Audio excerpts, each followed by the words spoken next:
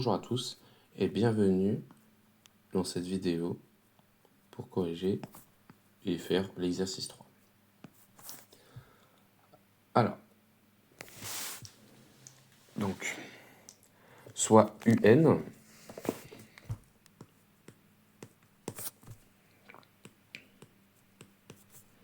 avec N un entier naturel, une suite de nombres réels et F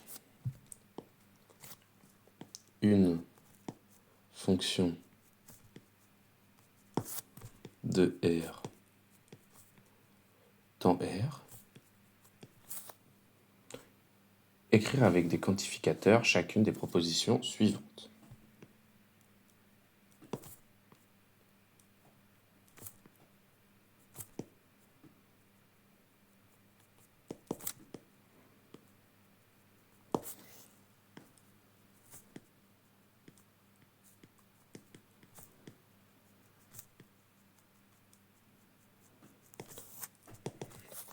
Alors, la première, c'est la suite UN est majorée avec une boucle de trop sur le... Enfin, un pont de trop sur le M par 4. C'est une erreur. La suite UN est majorée par 4. Alors, donc UN est déjà défini, donc on va dire que pour tout N appartenant à N, UN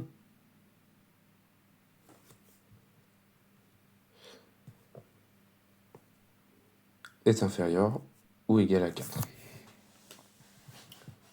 Alors, est-ce qu'il est quand c'est majoré?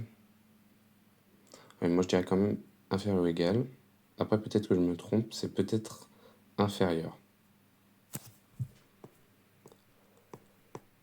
Mais ça, on vérifiera lors de la correction. 2. La suite UN est majorée.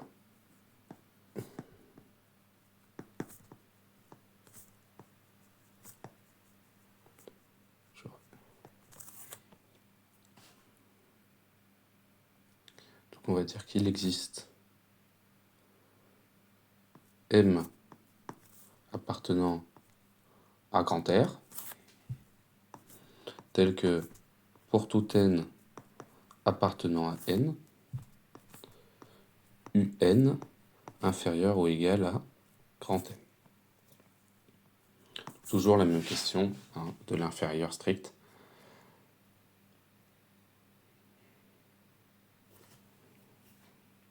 La suite UN n'est pas majorée.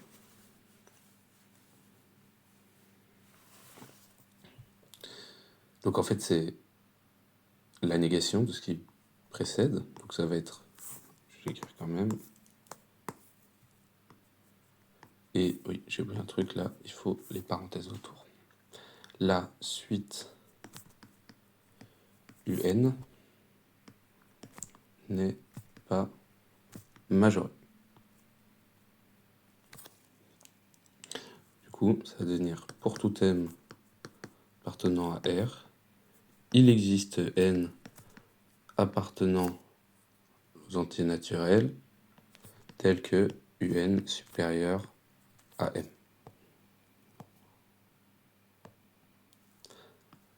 4. La suite UN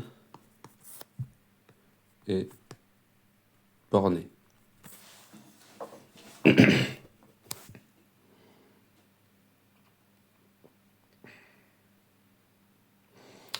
Donc,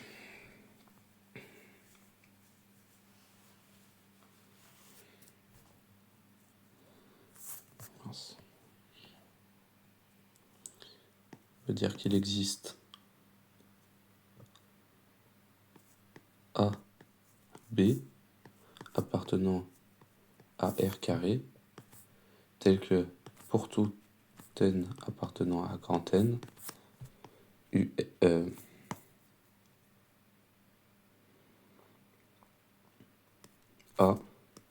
inférieur ou égal à UN inférieur ou égal à B.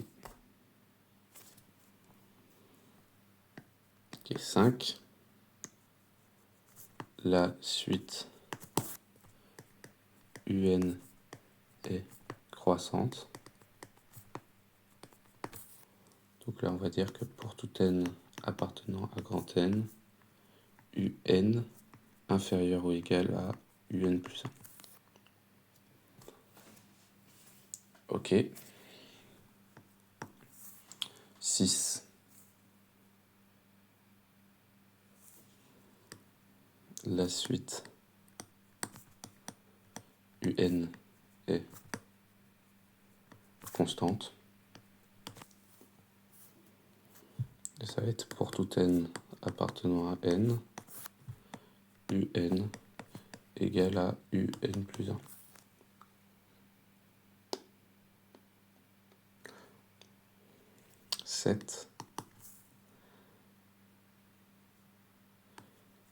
La fonction f est la fonction nulle. Donc là, ça va être pour tout x appartenant à R, f de x égale à 0. 8. La fonction f, c'est nul. Il existe x appartenant à R tel que f de x égale à 0.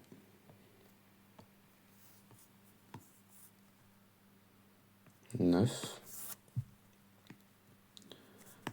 La fonction f est croissante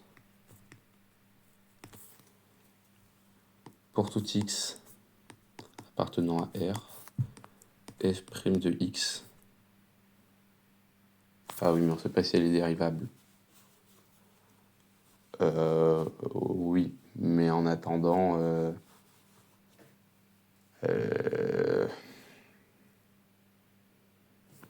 bon, on va dire ça déjà. Supérieur ou égal à 0. Et puis ensuite, on va dire que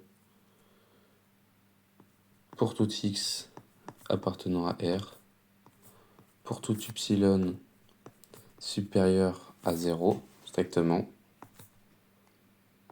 f de x est inférieur ou égal à f de x plus y.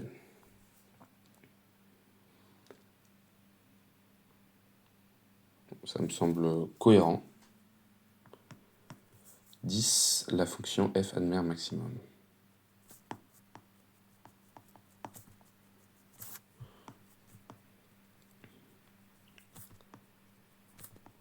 Maximum. Donc là, on va dire il existe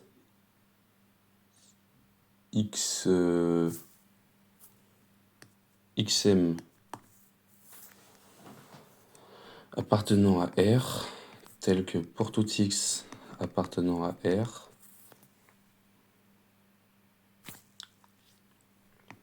f de xm supérieur ou égal à f de x. Voilà, maintenant on va passer à la correction de cet exercice 3.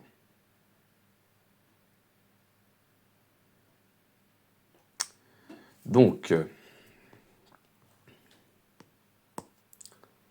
ok. Donc la première, c'est pour tout n, un inférieur ou égal à 4.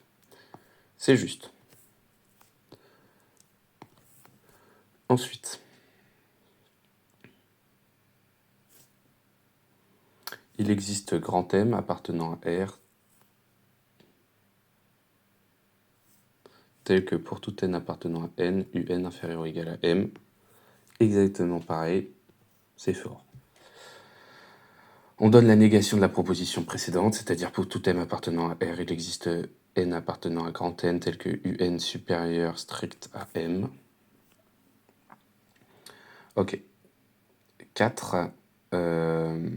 Il existe m appartenant à R, il existe m appartenant à R, tel que pour tout n. Bon. Là, en fait, cette partie-là, je sais pas trop quoi en penser. En fait, il aurait mieux fallu écrire il existe M appartenant à R, il existe grand M appartenant à R.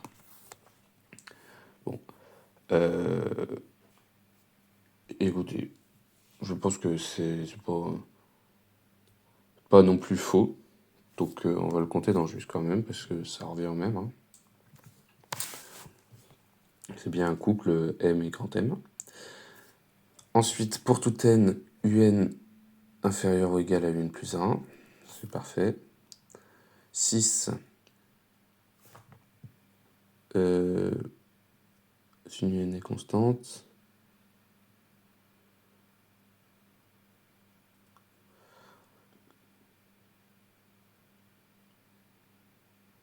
Alors, nous, ils nous disent il existe C, donc la constante appartenant à R, telle que pour tout n appartenant à n, un égale à C. Alors, ça, c'est vrai que c'est une question, c'est une bonne question.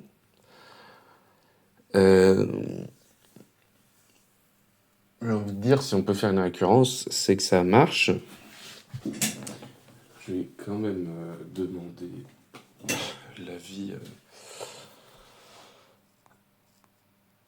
à quelqu'un mieux renseigné que moi.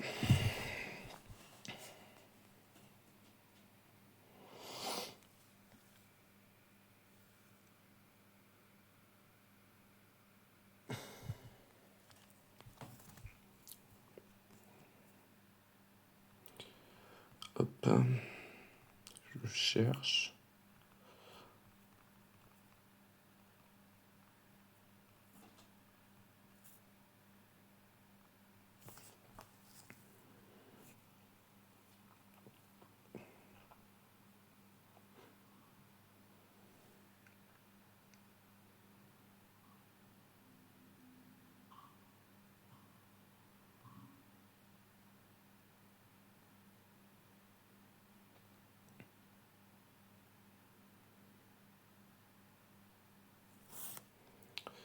Bon, il semblerait qu'elle soit équivalente.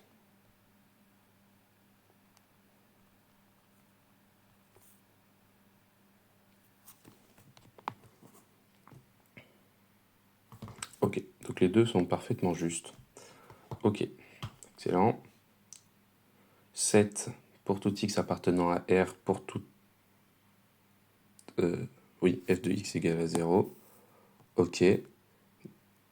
Pareil, sauf qu'on remplace le pour tout par un il existe. Pour tout x appartenant...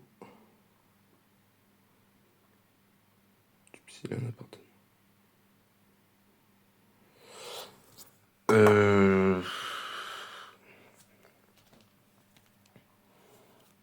Ok. Ben, en fait, là, ils nous disent... Bon, celle-là, elle n'est pas évoquée parce qu'on ne sait pas. Pour tout x appartenant à R, pour tout x' appartenant à R, x supérieur à x'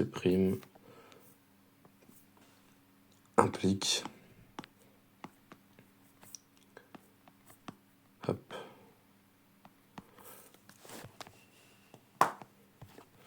C'est encore... bon, là, c'est un peu plus particulier parce que nous, on n'a pas l'implication.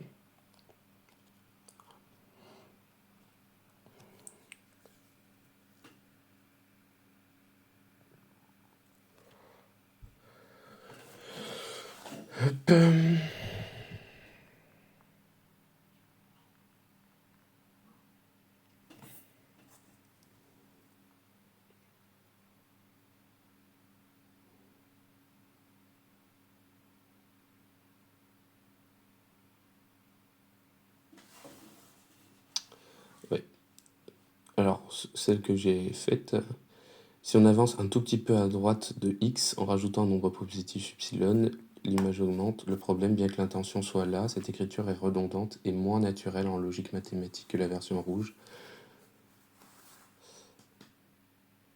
Ouais. Le problème, c'est de proposition. Ouais. Ok. Bon, bah, on va oublier celle-là. Donc, pour tout x prime, ok. Ok, ok. Et pour la dernière, il existe A tel que pour tout x. Oui, ils ont utilisé A à la place de xm. Mais c'est parfait. Donc je vous dis à demain pour une nouvelle vidéo. Voilà, portez-vous bien. Au revoir.